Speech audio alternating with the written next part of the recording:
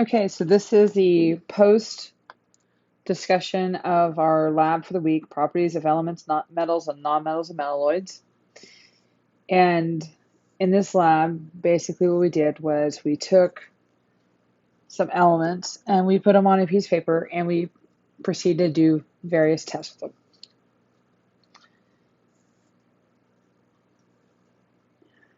This lab focused on reviewing, again, chemical and physical properties.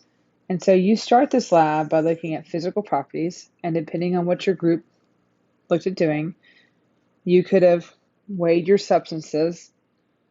Maybe you talked about the density of the substances. Eventually, you'll test solubility in this lab, malleability, ductility. Maybe you mentioned your states of matter. Maybe some of the substances was really brittle and you wrote that down. Did some of them conduct electricity? Did some of them have luster? All those were physical properties that you could have observed in this lab. And then later on, in the latter part of the lab, you looked at the chemical properties because I gave you different substances to test those materials with to find out how they reacted. And so it's a great time to review the physical and chemical properties again. And that's what the part of this lab is about. Okay. So again, as always, make sure that you do your post-lab questions.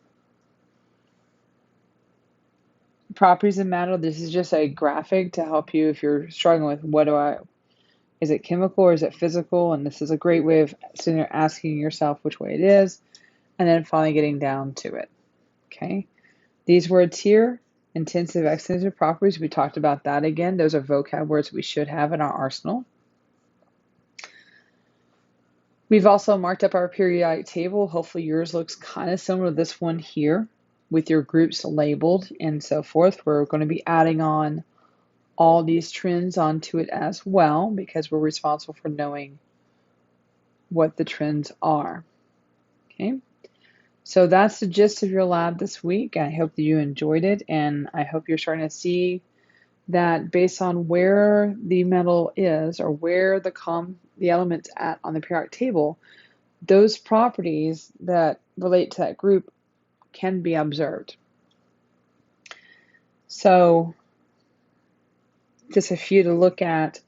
I believe we had iron, we had tin, I gave you sulfur, aluminum, zinc, notice where they're at on the periodic table, and I gave you magnesium.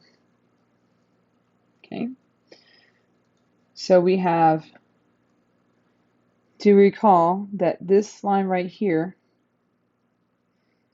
is your metalloid line. So over here, these are my nonmetals.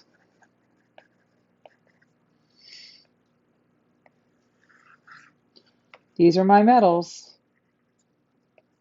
And along that line there, I've got metalloids. So, oh yeah, I gave you silicon too. Silicon is right there. Silicon is a metalloid.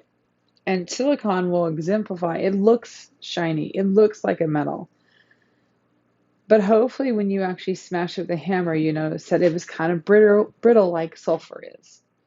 So that's what we mean by a metalloid. It has properties of both metals and nonmetals. The metals that I gave you tin, zinc, iron, and magnesium. They're metals. Some are shinier than others. Some of them are more bendable than others. Just because they're metal doesn't mean they all have the same properties. So, hope you enjoyed your lab and live long and prosper.